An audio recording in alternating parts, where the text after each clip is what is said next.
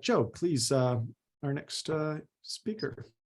Yes, Landon Elkind is Assistant Professor of Philosophy in the Department of Political Science at Western Kentucky University. He is the principal investigator for the NEH-funded Principia rewrite project and is working on a new textual edition of Principia Mathematica under contract with Cambridge University Press. He has co-edited a volume on Bertrand Russell's logical atomism. It has another forthcoming on philosophical women and feminism in Russell's circle, both with Palgrave Macmillan. And he'll be presenting a paper entitled Using HL2 to Connect the Dots Between Symbolism and Principia Mathematica. Thanks, Joe, for introducing me, and let me add to the chorus of thank yous for organizing the conference. It's been really wonderful so far. I have to confess that this is actually my first Whitehead paper, so if it is in need of correction, I'm very excited to have your feedback and comments on this. I'm meeting many of you for the first time, and let me pause. Can you all see the screen, the PDF? Yep, coming through. Okay, terrific. In a sense, I sort of came to Whitehead through Principia because a lot of my thesis, for example, some years ago when I was buried in that, focused on Whitehead. And more recently, because of my editing on the Principia project, I've been interested in what different logicians in the late 19th century and early 20th century had to say about symbols and why certain symbolism was good or bad. What was the rationale for introducing logical symbolism? To what extent did it help you cognize mathematical or logical possibilities or facts or eternal objects or what have you? The thing that struck me about Whitehead is that Whitehead had a pretty monumental role in inventing a lot of the symbolism of modern logic. But he doesn't say very much about formal symbols and why he introduces them. So this paper, in a sense, and so what I did when I read Principia, I see there's hardly any remarks about why we introduce certain symbols. There's a couple of remarks in the preface, which we'll get to in a second. So I was excited, when Joe emailed me about the conference and said, hey, here's the conference, maybe consider submitting a paper. I thought, great, this is my chance to really dig into Whitehead and see what he really thought about symbolism. So I turned to Symbolism, Its Meaning and Effect, and nothing, pretty much nothing about Principia. So then I went to HL2, and there I found what I thought to be an interesting connection between those two otherwise disparate texts that on the surface have no relation to each other. So the paper, which I won't read through entirely, I'll read parts of it, but I'll talk through a few of the sections just informally, since you all have the copy anyway. The paper tries to connect the Whitehead's work on Principia in the 1910 to 13 and the preceding decade to his views on symbolism in Symbolism, Its Meaning and Effect in 27, using the Harvard lecture notes as a kind of bridge between them, which shows I think, continuity in Whitehead's thought, which wouldn't have been possible to see without them. Okay, so as far as symbolism, Whitehead doesn't say a lot about it. If you all can see in the paper, I have this one remark he has in the preface of the Universal Algebra in 1898, where he says, I've endeavored to be very conservative.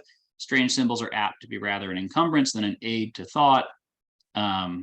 And this might explain why he tends to use English words in odd senses, like I believe Joan was saying yesterday in her talk.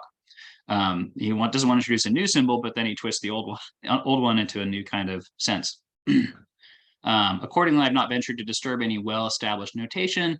On the other hand, I've not hesitated to introduce fresh symbols when they're required in order to express new ideas. He says something very similar in Principia. Whitehead and Russell say, in the matter of notation, we've as far as possible followed Peano, supplementing his notation when necessary by that of Frege and that of Schroeder. A great deal of the symbolism, however, has had to be new, not so much through dissatisfaction with the other symbolism of others, as through the fact that we deal with ideas not previously symbolized. You'll notice that they don't claim to be conservative about the symbols they introduce in Principia, and anyone who's opened Principia, somewhere in the middle can see why. There's quite a few new symbols there. But that's about it as far as Principia goes, and as far as Universal Algebra goes, as to why they introduce new symbols. They don't say, neither Whitehead nor Russell says a lot about what makes for a good symbolism.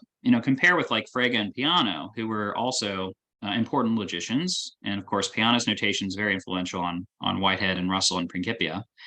And they have all these dialectics going back and forth, talking about the optimal symbolism, and it's just not really present in Whitehead and Russell, or in Russell for that matter. But thankfully, we have HL2 to connect the dots between Whitehead's book on symbolism, its meaning and effect, and back to Principia. And especially, I think it's especially helpful in trying to understand Principia's prefatory statement of symbolic conventions, which is a kind of long introduction to volume 2 that was hastily added. Whitehead stopped the printing of volume 2 and actually slapped this on and made some other changes to the text. But that was all Whitehead's work, that prefatory statement, according to Russell's own telling of the story. So I think that HL2, like using HL2 to try to connect these two texts, actually helps us interpret this earlier stuff in Principia as well, as we'll see.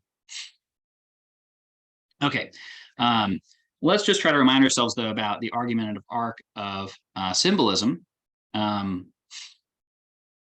And the argumentative arc of symbolism is to just trace the meaning of symbols, including in mathematical and scientific languages, to sensory experience. And we've got this, in sensory experience, we've got this low grade, as Whitehead calls it, representation of one token or type of experience by another token or type of one.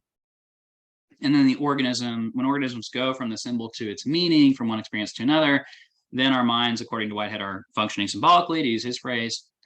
And the transition from the symbol to its meaning is symbolic reference. Now, Whitehead argues that by small steps, we get to higher grade, in his phrase, kinds of symbolism from lower grade experience.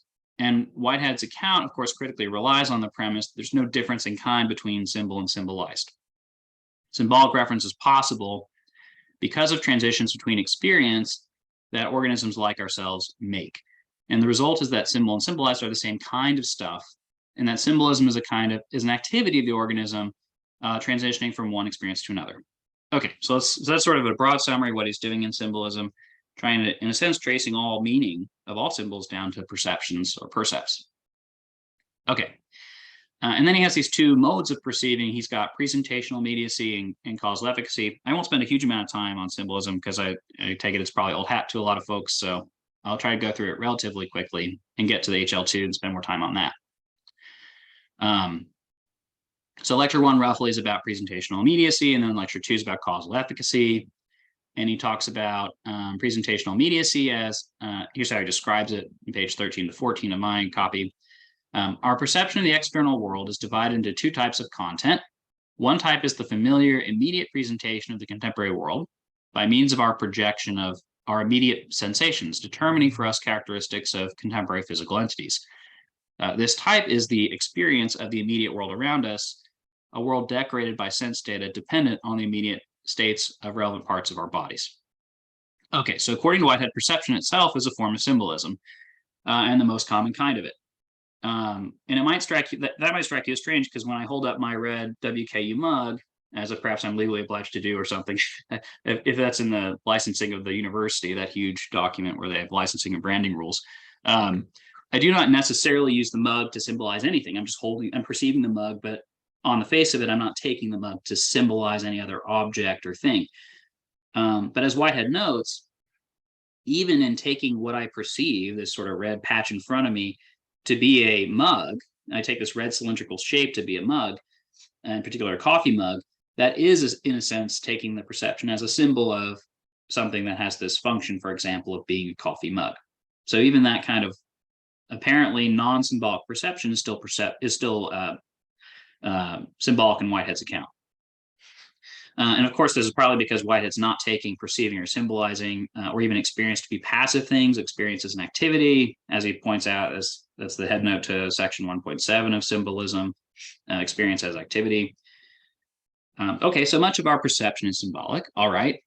Accordingly, whenever our perception is symbolic, then it can lead to error, just like anything we use symbolism to understand. Anytime you have symbols, you can have error or falsehood arise. And Whitehead wants to distinguish between two different kinds of symbolizing between our experience, where you have direct recognition and then symbolic reference. The direct recognition is more like the perception of the mug, where it's immediate acquaintance with the fact. Of course, it could still be wrong because maybe I'm hallucinating the mug, or Maybe it's not really a coffee mug, it's a listening device like Alexa or something. So it could be mistaken in some way, even though it's an immediate acquaintance with a fact. So it's not a Russellian view of acquaintance, of course. And then the second one is going to be inferential, where it's not necessarily something that's a direct object of perception. Okay, so this two-track kind of account of symbolic activity, where you've got direct recognition and then you've got symbolic reference, allows Whitehead to argue that symbolizing is ultimately connected to perceptual experiences that are direct recognition. And here's how Whitehead puts it on page 7 of the work in lecture 1. I shall also endeavor to illustrate the doctrine that all human symbolism, no ifs, ands, or buts, no exceptions, however superficial it may seem, is ultimately to be reduced to trains of this fundamental symbolic reference, trains which finally connect percepts in alternative modes of direct recognition. Okay, so a good philosopher will actually try to do what they promise they'll do. And Whitehead naturally just tries to do what he says, what he promises. He tries in lecture 2 to say, well, I'm going to discuss the second kind of perceiving, and I'm going to try to show you that perceptions of causal relation, symbols of causal relations are also tied to perceptions. They're grounded in perceptions. Great. And then he says in this lecture, he talks about Hume and Kant, and we won't spend a lot of time talking about that. There he's sort of saying Hume has made an originating mistake when he distinguishes the two modes of perception and separates them. He puts a chasm between them when there shouldn't be. Okay, fine. So I'll just skip over that part because I don't want to detain us from talking about the lectures, which are of more interest, I think, at the moment, given the theme of the conference. So I'm going to skip ahead just to talk about symbolism in HL2. Now we've got a rough idea of what HL2 is what symbolism is doing. We've got perceptions. All symbolism is ultimately to be traced between perceptions and relations between them. Of course, there are going to be symbols that don't immediately relate to our direct experience, fine, but ultimately it's supposed to somehow trace back to percepts.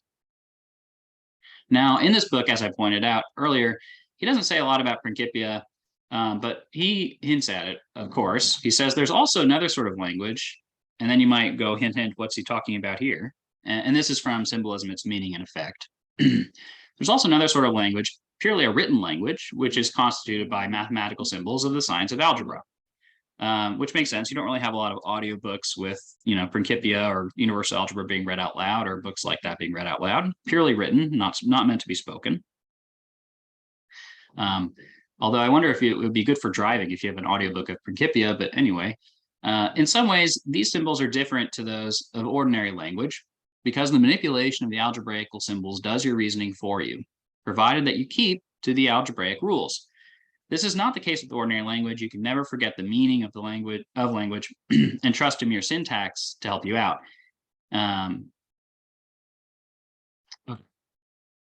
So that trust in your syntax part is something that really caught my attention.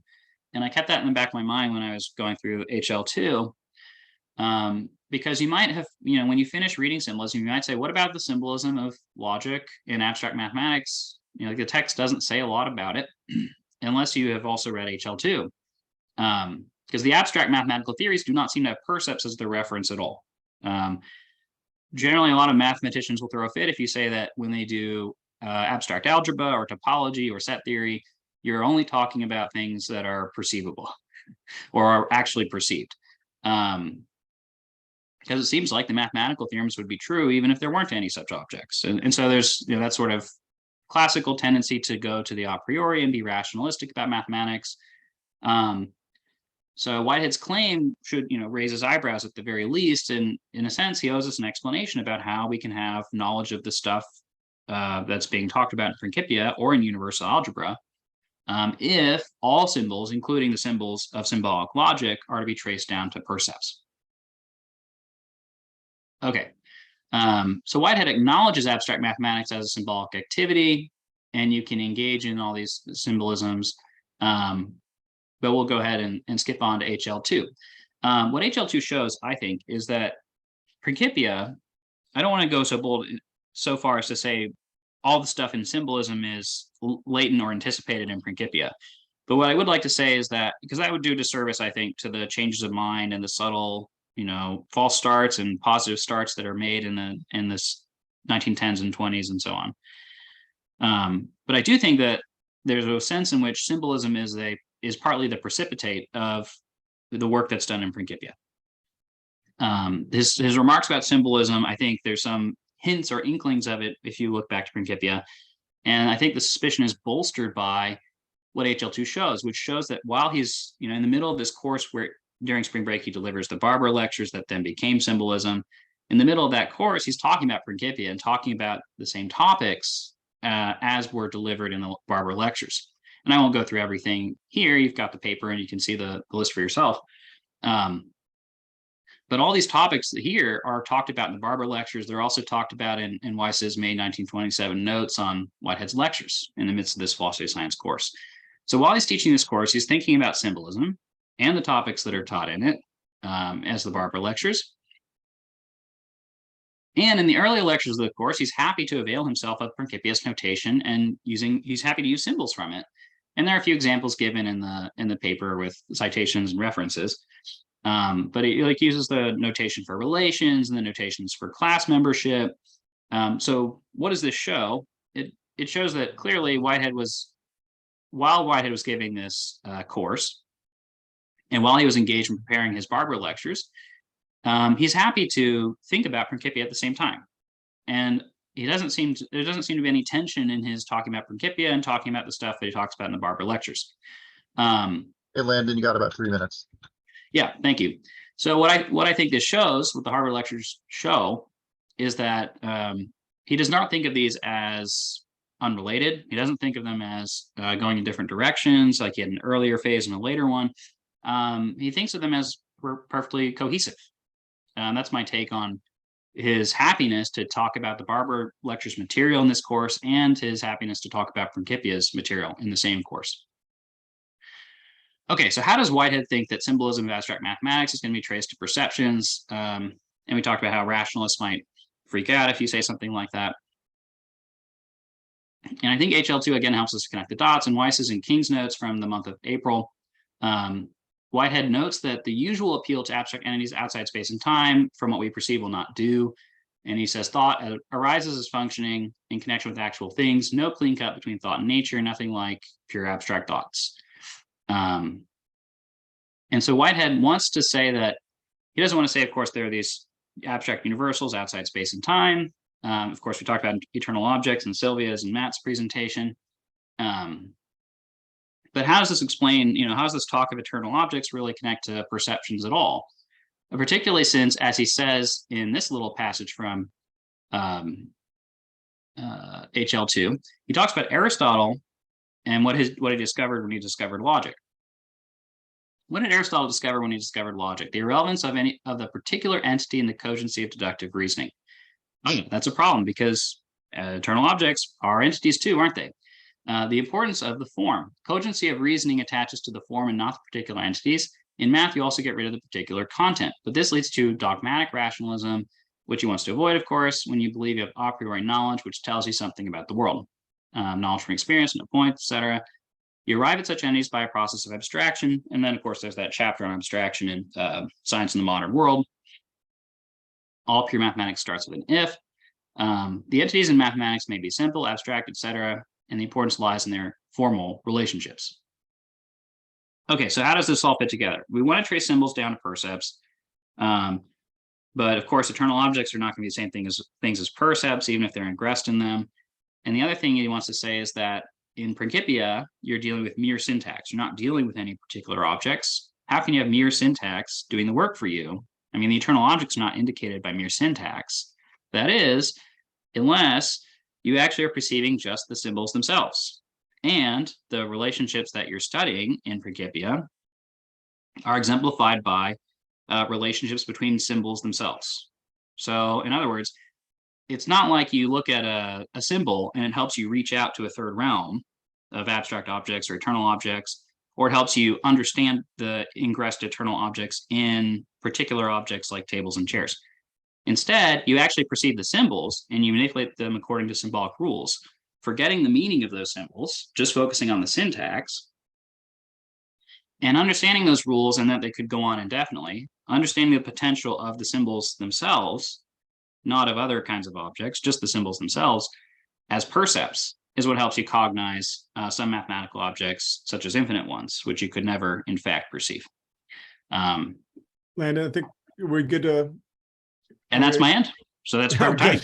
Oh, good. Sorry, I did. Apologies for interrupting you. I'm so happy that you're able to join us today. I'm excited to build bridge between your really awesome project and the work that we're doing. So it's fun to have a Rosalian here, somebody who's working in the Principia mines. So thanks for being here, and thank you, everybody. Let's give them a big round of applause. That was when I was listening to you, I was also reminded that we'll have some fun stuff, I think, in HL4, which will be from Quine's notes. And Quine went to Harvard to study with Whitehead because of the Principia, and was reportedly disappointed by the fact that there wasn't much Principia to be had in Whitehead's lectures. But Quine, despite what he said later in life, interviewed Whitehead, and will be including the interview that he did with Whitehead in HL4, I think, which will be fun. And he was very complimentary at the time as a student, even though he got crankier over time. So that's something to look forward to. But I'll invite in Joe, who's also got a question. Yeah, I apologize. This isn't really a substantial comment on the content of your paper so much, but that I was just pleased to see that as an editor of this volume that you actually were able to make some use of the Weiss stuff. Because I think if you saw in the introduction, there's that hilarious bit about how he and Whitehead just couldn't even understand each other half the time because their accents were so different. And so Weiss took these really sparse notes, but I was glad that you were able to use that to connect the fact that Whitehead had been covering this Principia stuff leading into delivering the Barbara Page lectures, which is an interesting thought that I don't think I ever would have noticed. So I'm just glad that they were some use to somebody.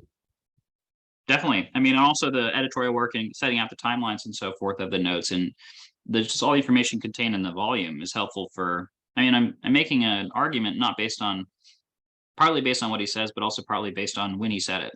So he's saying all this stuff in this 27 lecture course, and then he's going off to give the Barbara lectures in the middle.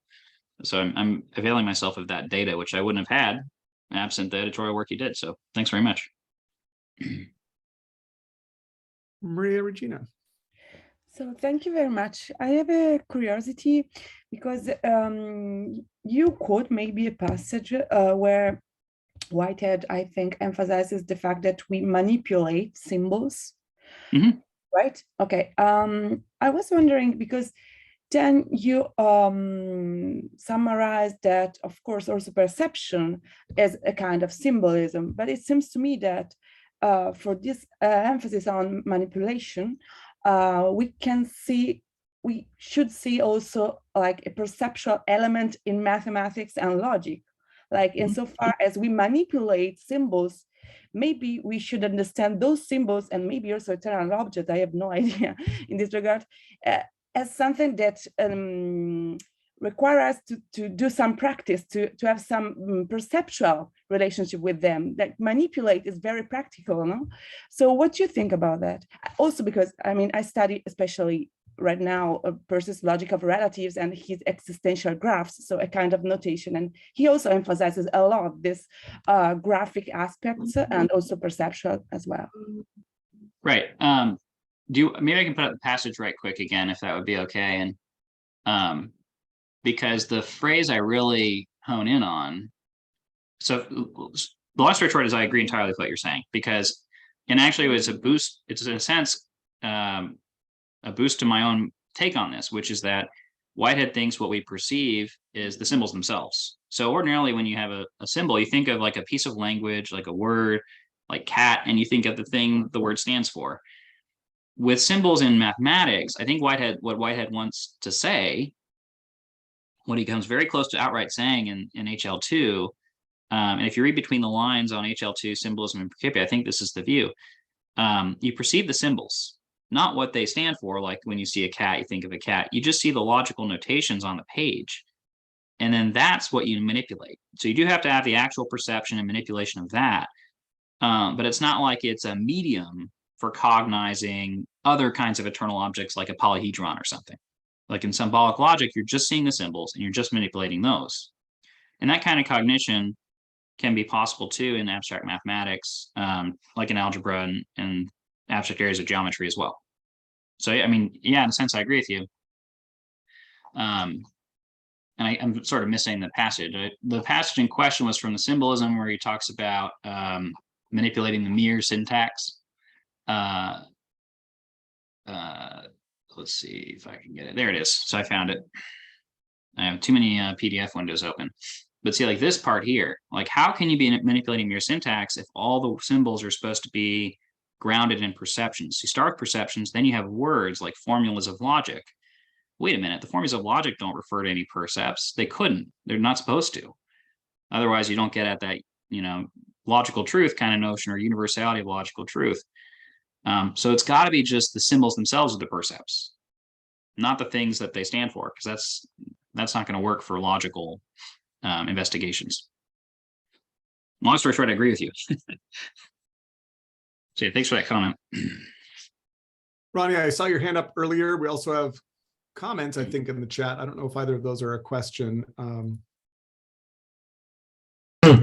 If we still have time for one intervention. I think we do. Yeah, feel free, Ronnie. I agree with Elkind that it is all a matter of perceiving the symbols. According to me, for Whitehead, mathematics is all about pattern recognition. And patterns are embodied in the symbols and the rules of manipulating those symbols. So it is absolutely correct. There cannot be an absolute abstraction. That's impossible. You always need an embodiment, and you can conceive of symbols as a kind of minimal embodiment based on which you can recognize patterns. That's just what I wanted to add. So I thank you, Elkind, for your presentation. I think you're quite correct in your conclusion. That's always encouraging to hear. And I like your minimal embodiment. I like that phrase, partly because when I was an undergrad doing math, I did a thesis that partly was in history of math, and I read Lakoff and Nunez's book, Embodied Mathematics. And so that's influential, and that's coming out here secretly.